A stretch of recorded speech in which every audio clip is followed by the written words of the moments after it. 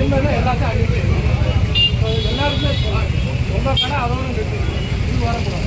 இதெல்லாம் ஃப்ரீயாக விடுங்க, மக்கள் நடமாடட்டும். இங்கே முன்னாடி பார்க் பண்ணுங்க, சரிங்களா? நாளையிலேருந்து பண்ணுங்க, நைட்டே எடுத்துருங்க.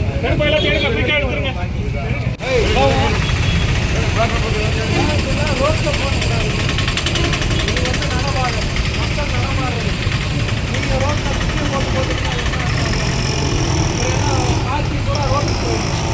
இன்னைக்கு எடுக்கிறது மட்டும் கிடையாது, நாளைக்கு எடுத்துருவாங்க. இந்த கட்டை எடுத்துருவாங்க, இதெல்லாம் எடுத்துருவாங்க.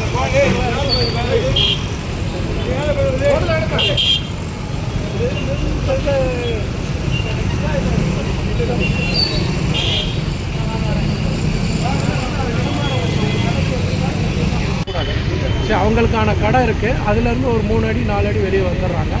இதனால் வந்து போக்குவரத்து பாதிக்கும் ஏற்படுகிறது. அதுபோல் பார்க்கிங் செய்யக்கூடிய வசதியும் வந்து குறைவாக இருக்குது.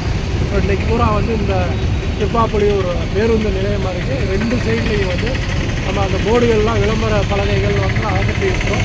அதுபோல் அது வைத்திருக்கக்கூடிய பொருட்கள்லாம் எடுத்து அவர்கள் உள்ளார வைக்க சொல்லியிருக்கோம். இதுபோல் வந்து நாள்தோறும் வந்து காவல்துறையை சேர்ந்தவர்கள் வந்து ரோந்து வந்து அந்த வியாபாரிகளுக்கு வந்து அறிவுரை கூறுவாங்க. பொதுமக்களும் பார்க் பண்ணுறது வந்து மற்ற வாகனங்களுக்கு இடையூறு இல்லாமல் இருக்கக்கூடிய இடங்களில் நல்லா தள்ளி பார்க் பண்ணுறது தயவு தாழ்மையுடன் கேட்டுக்கொள்கிறேன்.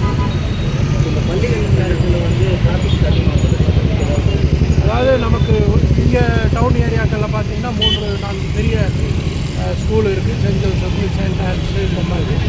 அந்த மாதிரி நேரங்களில் வந்து நம்ம டிராஃபிக் போலீஸ் மட்டும் கிடையாது, கூடுதலாக சட்ட ஒழுங்கு பார்க்கக்கூடிய காவலர்களும் அந்த நேரத்தில் அந்த பீக் ஹவர்ஸு அந்த 7 to 9, ஈவினிங் வந்து 3 to 5 வரைக்கும் இருக்காங்க.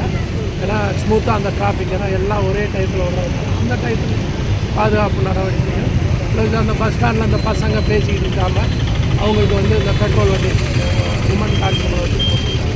இது மாதிரி இடிசி வந்து இருக்காங்க. பாதுகாப்பு நடவடிக்கைகள் கேட்டாங்க.